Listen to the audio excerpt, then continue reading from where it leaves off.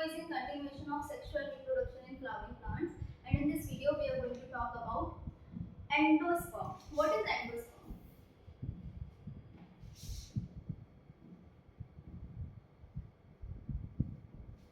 See, before moving to endosperm, let's revise double fertilization first. So this is embryo sac. It is covered by integuments, and this structure is known as ovule. Ovule कहाँ पे present होता है? Ovary के अंदर. ये ovary हो गई. Attach होता है ओवरी से through a stock called funicle. अब ओव्यूल के अंदर क्या था? फीमेल गैमेट और पोलर न्यूक्लिया, और उसके साथ साथ कुछ और सेल्स भी थे जो कि हम ऑलरेडी प्रीवियस वीडियो में डिस्कस कर चुके हैं. यहाँ पे लेट से एग सेल है जो कि क्या था? Female gamete. और जब ये फीमेल गैमेट फ्यूज करता है किससे? मेल गैमेट से. तो लेट से फ्यूजन होने के बाद यहाँ जो सेल बना, this cell will be known as zygote, and the event of fusion of male gamete with female gamete is known as syngamy. zygote जो है वो diploid cell है और इस event को हम क्या बोल रहे हैं? syngamy. राइट? जो बचा हुआ यहाँ पे पोलर न्यूक्लियाई था वो फ्यूज कर जाता है सेकंड मेल गैमेट से, क्योंकि एक पोलर न्यूक्लियस दो मेल गैमेट बनाता है. तो first male gamete fuses with the egg cell to form zygote, और जो बचा हुआ मेल गैमेट है वो फ्यूज करता है पोलर न्यूक्लियाई से. तो यहाँ पे तीन न्यूक्लियस का फ्यूजन हो रहा है. यहाँ पे जो सेल न्यूक्लियस बनेगा उसको हम बोलते हैं प्राइमरी एंडोस्पर्म न्यूक्लियस. और ये किस इवेंट की वजह से बना है? It is form due to triple fusion. Because तीन न्यूक्लियस का फ्यूजन हो रहा है ना, तो ट्रिपल फ्यूजन बोलेंगे इसको. राइट?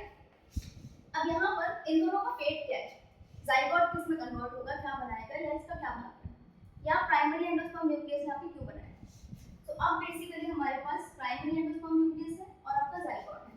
एम्ब्रायो साइट में बस दो सेल बचे हुए हैं, एक डिप्लॉइड सेल और दूसरा आपका ट्रिप्लॉइड सेल. ट्रिपल फ्यूजन और सिंगैमी की इवेंट्स को मिलाकर ही हम क्या बोलते हैं? Double fertilisation. Now the primary endosperm nucleus PEN converts or divides to form endosperm,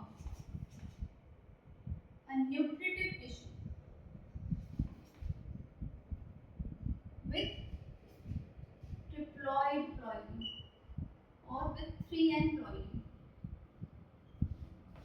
देखो प्राइमरी एंडोस्पर्म न्यूक्लियस जो था वो फर्दर डिवाइड करता है, मतलब ये न्यूक्लियस डिवाइड करेगा, पहले न्यूक्लियर डिवीजन में जाएगा और उसके बाद न्यूक्लियर डिवीजन में सेल बनते जाएंगे. सो पहले प्री न्यूक्लियर डिवीजन होगा जहाँ पे बहुत सारे न्यूक्लियस बनेंगे. सारे न्यूक्लियस में 3 नंबर ऑफ क्रोमोसोम, और उसके बाद क्या होगा? इसका सेलुलराइजेशन, मतलब ये सेल फॉर्मेशन में चले जाएंगे. तो एंडोस्पर्म का जो न्यूक्लियस है, प्राइमरी एंडोस्पर्म न्यूक्लियस जो है, it will undergo divisions, mitotic divisions to form multiple cells. ठीक है? और यही जो यहाँ पे टिश्यू बन रहा है, ये टिश्यू क्या है? Group of cell. यहाँ पे मल्टीपल सेल्स बन रहे हैं, they will aggregate to form a tissue. That tissue is known as endosperm. तो सिंपली हमारा प्राइमरी एंडोस्पर्म न्यूक्लियस किसमें कन्वर्ट होता है? एंडोस्पर्म में, which is a nutritive tissue.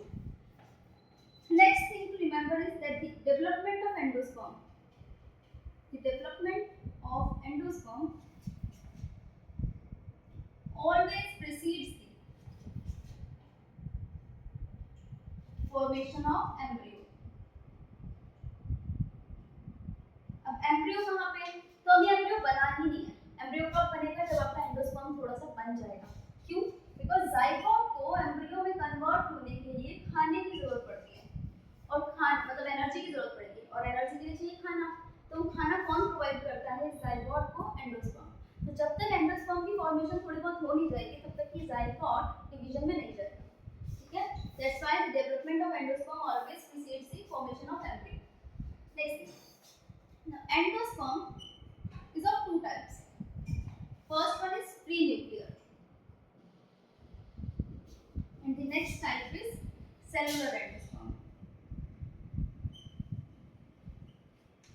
देखो प्री न्यूक्लियर एंडोस्पर्म में क्या हो रहा है? जो प्राइमरी एंडोस्पर्म न्यूक्लियस है ना, ये डिवाइड करता है, बट इसमें सेलुलराइजेशन नहीं होता. मतलब कैरियोकाइनेसिस तो हो रही है, न्यूक्लियर डिवीजन तो हो रहा है, बट सेल डिवीजन नहीं हो रहा.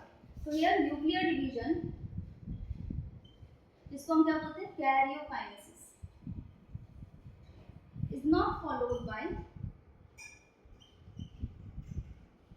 cell division, that is also known as cytokinesis. So क्योंकि न्यूक्लियर डिवीजन हो रहा है बट सेल डिवीजन नहीं हो रहा, तो यहाँ पर जो एंडोस्पर्म बनती है उसको हम बोलते हैं free nuclear endosperm, and this can be seen in tender coconut. Basically coconut का जो एडिबल पार्ट होता है दैट इज एंडोस्पर्म. यानी क्या मतलब हुआ इसका कि कोकोनट में एम्ब्रियो फॉर्मेशन में एंडोस्पर्म थोड़ा बहुत बच जाता है, थोड़ा बहुत नहीं तो बहुत ज्यादा बच जाता है. सो जो लिक्विड पार्ट होता है जिसको हम कोकोनट वाटर बोलते हैं दैट इज टेंडर कोकोनट, वो क्या रिप्रेजेंट कर रहा है फ्री न्यूक्लियर एंडोस्पर्म. ठीक है, तो वो जो पानी है उसमें बहुत सारे ट्रिप्लॉइड टिश्यू के न्यूक्लियस हैं. Next, what is cellular endosperm? So here nuclear division is followed by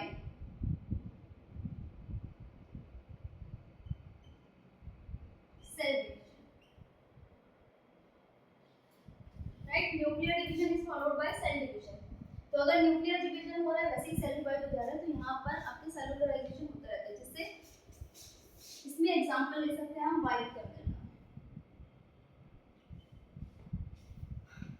so basically coconut में वाटर होता है, कुछ कोकोनट में जो साइड में वाइट पोर्शन होता है उसको हम बोलते हैं वाइट कर्नल. कुछ में वो बहुत थिन होता है, कुछ में बहुत थिक होता है. ऐसा क्यों? क्योंकि टाइम के साथ साथ वो जो फ्री न्यूक्लियर वाला था वो सेलुलर एंडोस्पर्म में कन्वर्ट होता जाता है. So edible part of coconut is endosperm. यहाँ से एक चीज तो ये याद हो जानी चाहिए, जो कोकोनट वाटर है जिसको टेंडर कोकोनट बोलते हैं वो फ्री न्यूक्लियर एंडोस्पर्म है. तो वहाँ पे सेल्स नहीं बने, इसलिए वो लिक्विड फॉर्म में रहेगा. लेकिन अगर सेल्स बन जाते हैं तो व्हाइट कर्नल में कन्वर्ट होता रहता है. This is all about endosperm. Endosperm का मेन काम क्या होता है? It provides nutrition to developing embryo. It provides nutrition to developing embryo.